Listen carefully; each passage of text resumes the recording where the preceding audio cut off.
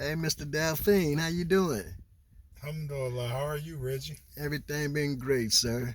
Anything you want to say before we get started?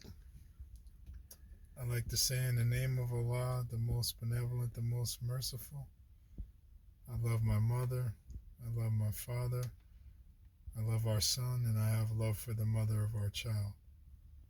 I mean, so, sir, is there anything that's been going on lately with what we last talked about as far as the child support agency?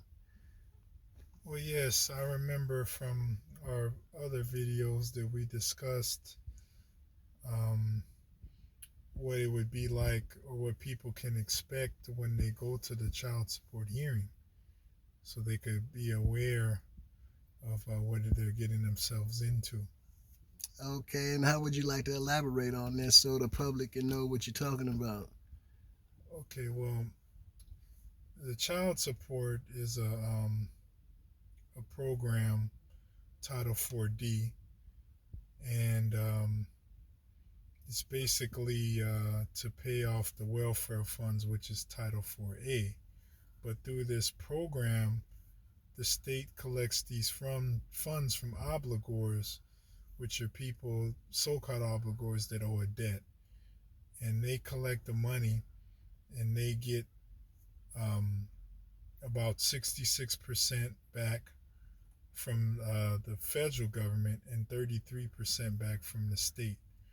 And they give some of that money to the custodial parent through the child support program. So basically, it's made to look like it's a court or a hearing, or what you say a simulated legal process, where they're simulating a legal process to think that you actually owe a debt. So it's basically people, they go through divorces, and mother or father can go to the child support agency and open up a child support case and go through this process through being served by the agents in the state of California to subpoena them to come to these hearings. The the Child Support Commissioner Family Law Facilitator Program, AB 1058, explains in details all their payments and all the stuff that they do, which would be the accounting and stuff on the back end. The Child Support Commissioner is paid by these funds, so this will be a conflict of interest with the judicial canons, which are canons are the laws of the judges. But since the Child Support Commissioner is not a judge, they could get away with this. The commissioners can be a pro tem judge, meaning a temporary judge, but that's by the consent of people. When you see the commissioner in the robe, you might think it's a judge in a real court, but it's actually not a judge. So that's the resemblance of it being a color, like color of law, where you go to this court, you see the bailiff, and you're in all the same element. You smell the air and everything is the court. But it's really simulated. They're simulating it to be a court, and you still feel the pressure of going to court because going to court is not always a pleasant experience. People are stressed out. It's made to make you feel uncomfortable. It's made for you to feel pressure. It's made to make you feel intimidated.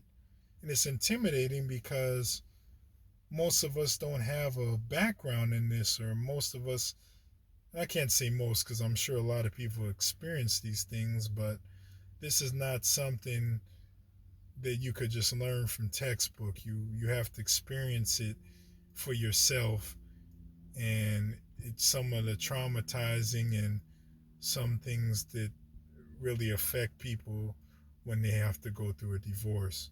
So the divorce affects everybody, mostly the son or the daughter, but also affects the parents. And this is a part of that in the family court. the child support is a part of that through cooperative agreements and contracts with the court for the funding. So since this funding goes to the state, they could pull it out of a general fund and use it for anything that they want.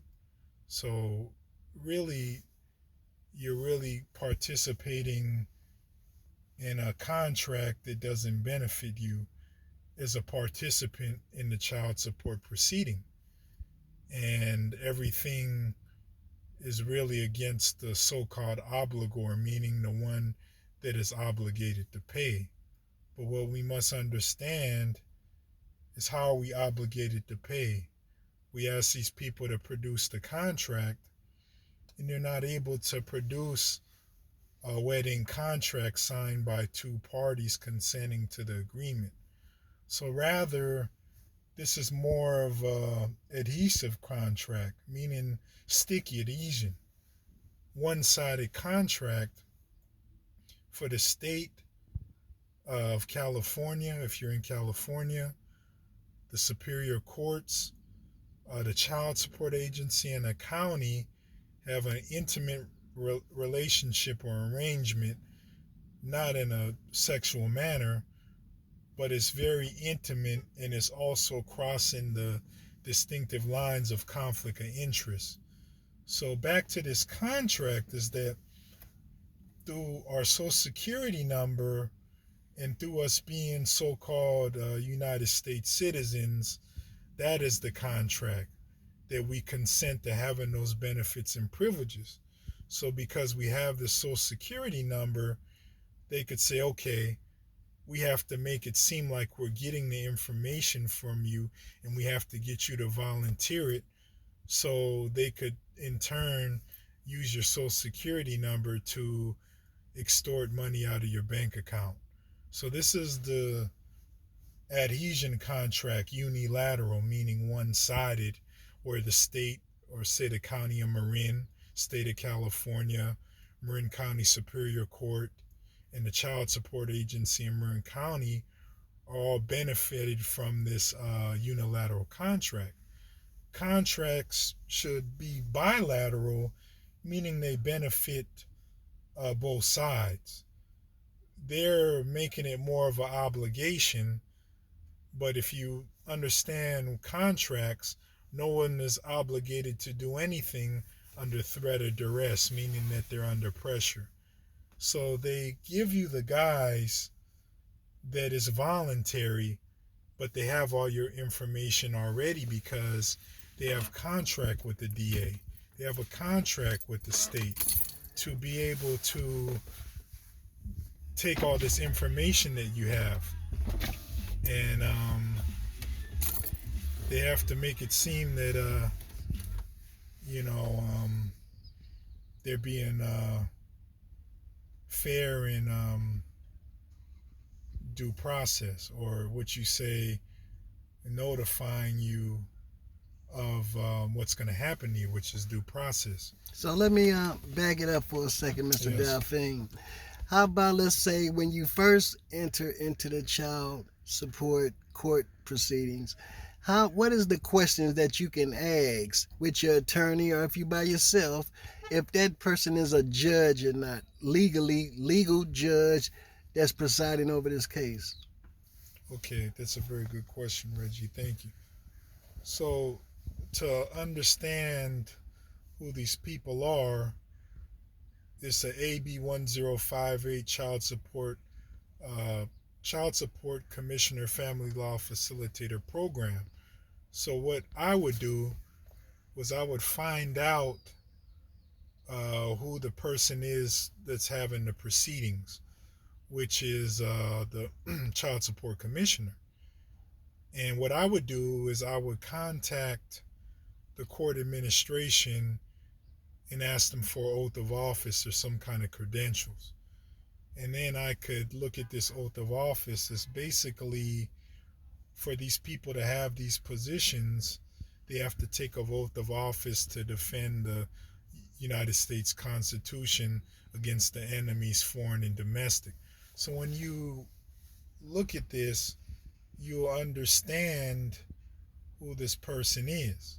If you want to get more background information, or if I wanted to get more background information, I could do a public information request to find out what is the background of this individual.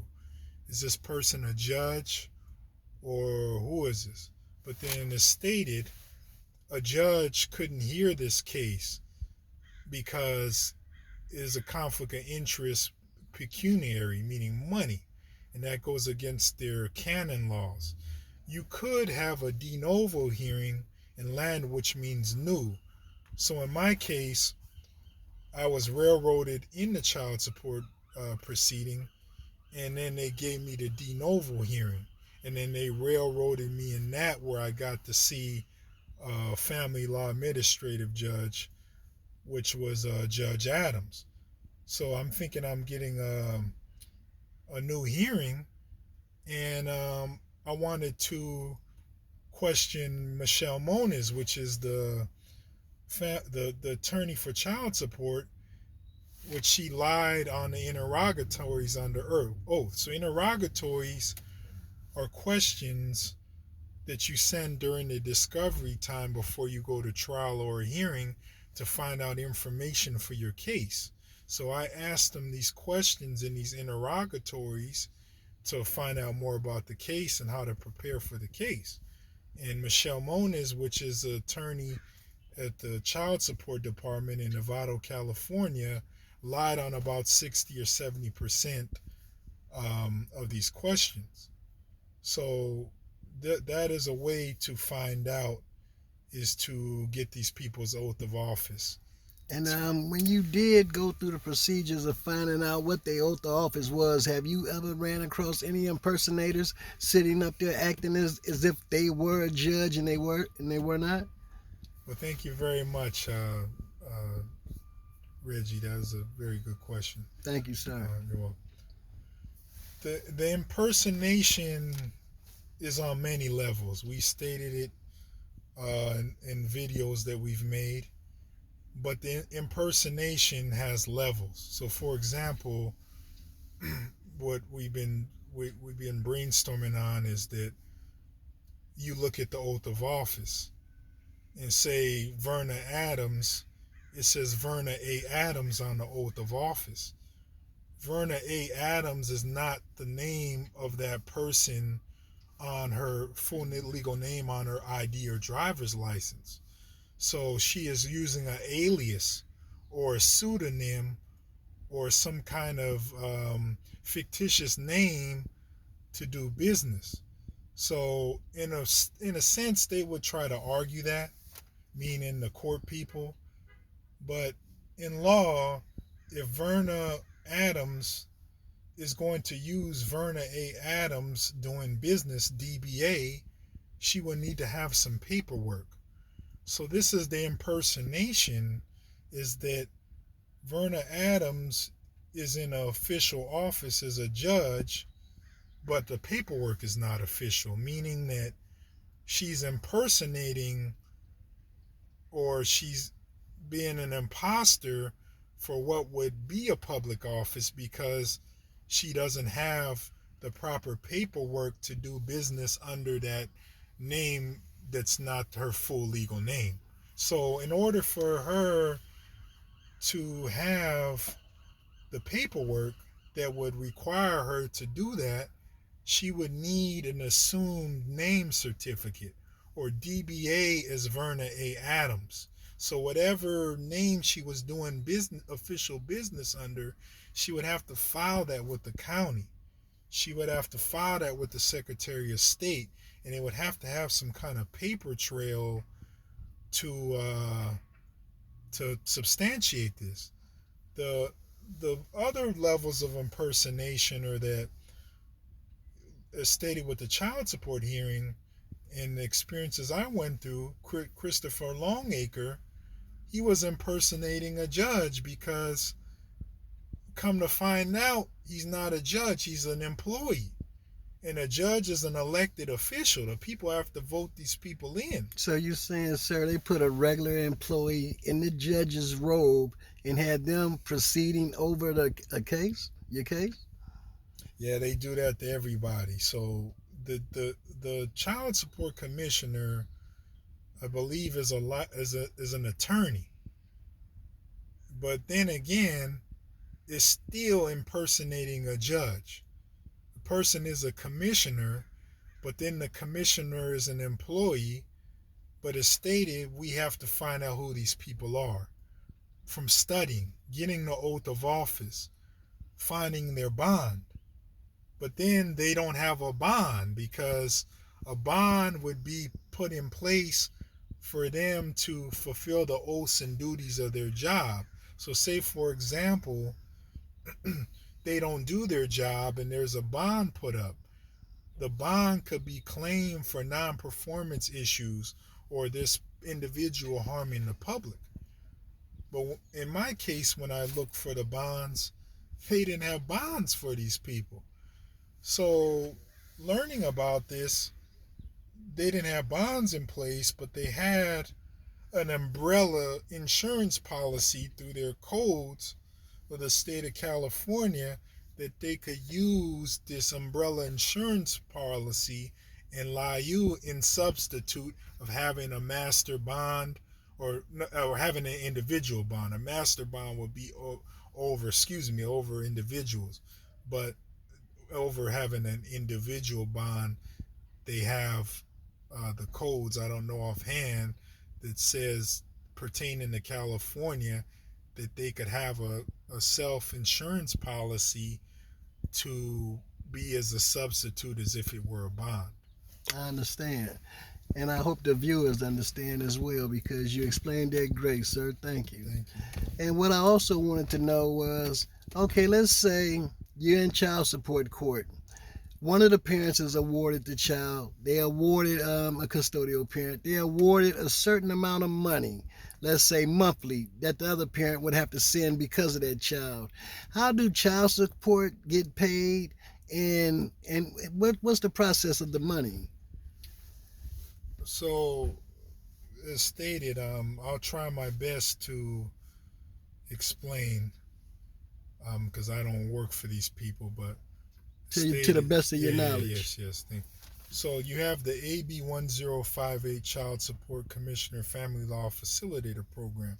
You could look this up online and it will be a PDF. But basically, they have to fill out forms and claim exemptions and certain amounts to be able to have the federal government match them dollar for dollar. So basically, it's accounting or similar to filing taxes where they tell the federal government we've made such and such amount.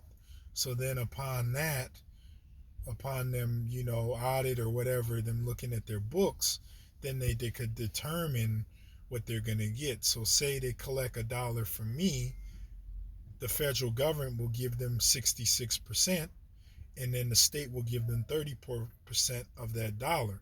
So basically that's matching them.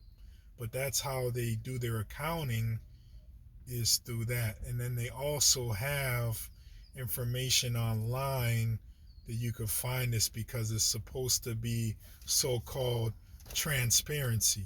Some of this they say is transparent, but you would have to look at their accounting and bookkeeping to actually know what's going on.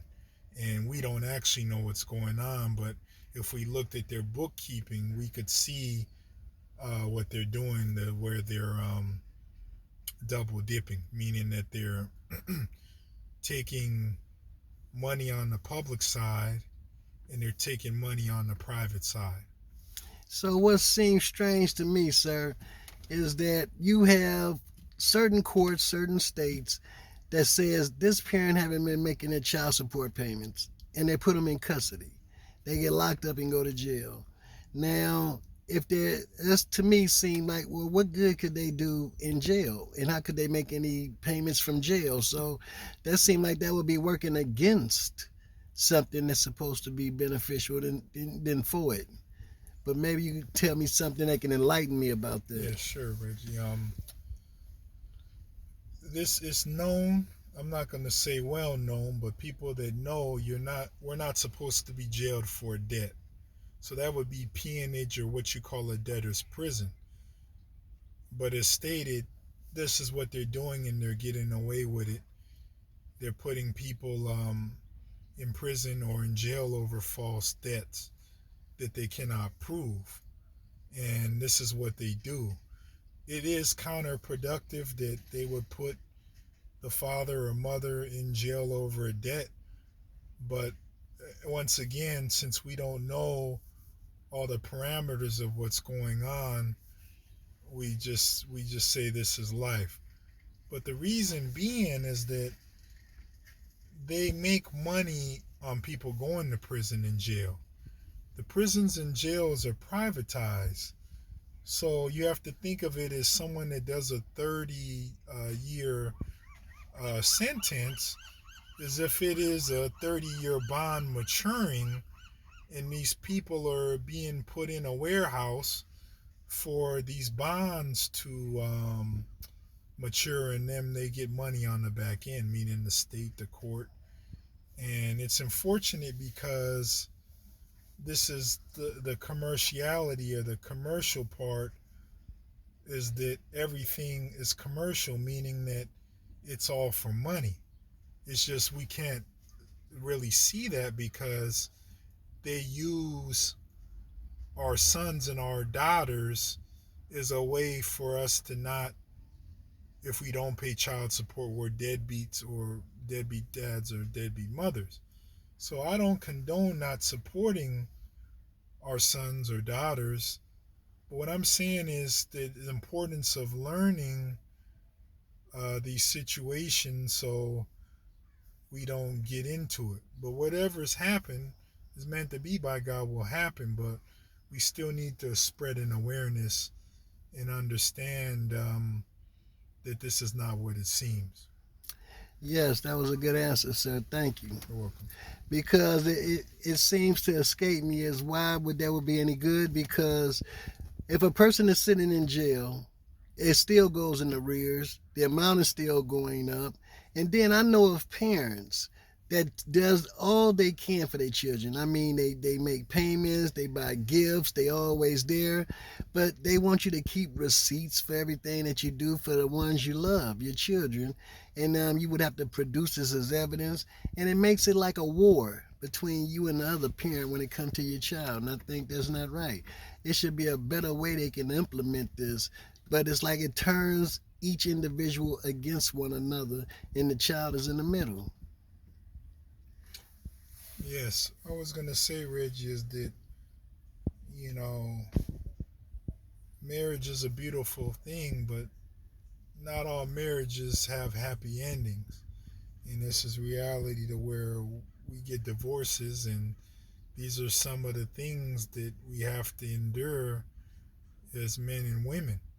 And our system, or our judicial system, is very opportunistic and parasitic to where they have this relation through contract to monetize or profit from our kids, or our sons and daughters, because kids are goats, baby goats. So our sons and daughters, and this is the way that they make money. And this is this thing is that when you get involved with these people, you know, you have lawyers, they make a living from this, so they want to extend this as much as possible. Why? So they could bill the hours and get their rate to go up. They want to file papers so they could get the rates to work up. They want to make the child support high. Why? Because the state could get more federal funding. They want to come after the people, so then you become subservient to the state.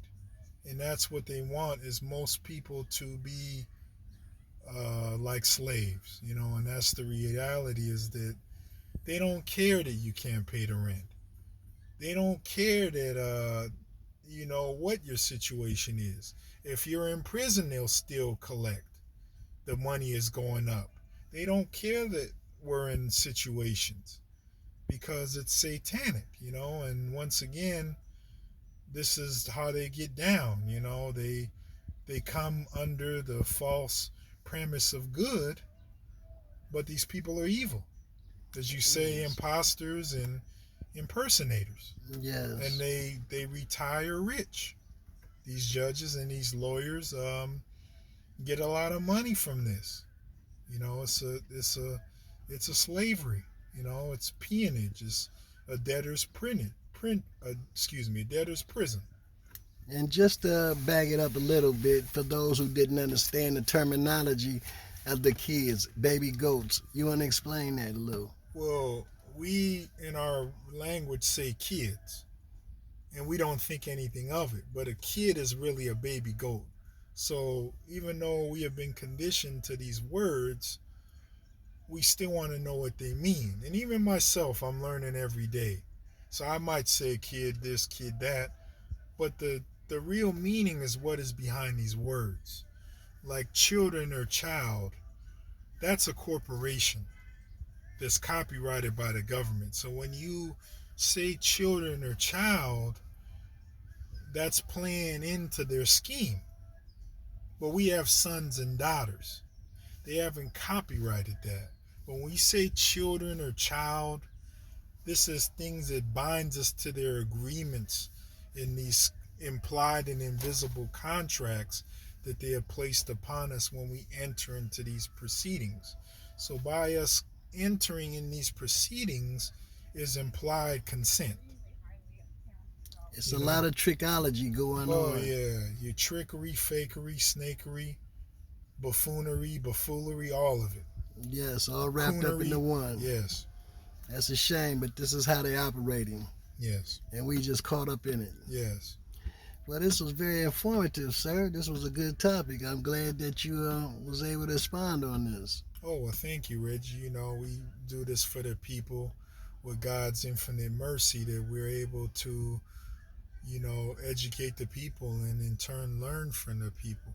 I was going to say, Reggie, that I just wanted to brainstorm and just say a few, you know, positive outcomes out of this. So it's stated by the other people that have put their knowledge out before me and the people with the like minds is that if possible, to make a private contract in between the two, the father and the mother. And then once again, with words, parents pay rents, so it's all in the meaning. But Yes. establishing, a contract and then being having understanding, meaning that, okay, well, something happened, I can't get this payment to you. So it's about understanding, but these are the things we live and learn from getting through these experiences. Have also having little compassion. Being able to give a little and take a little, and even though the situation, has been broken because there's a divorce or a breakup, but to look at what is in the best interest of the kid, your son or daughter, excuse me. So, what is in the best interest of your son or your daughter, and being civil and just trying to represent your offspring in that way.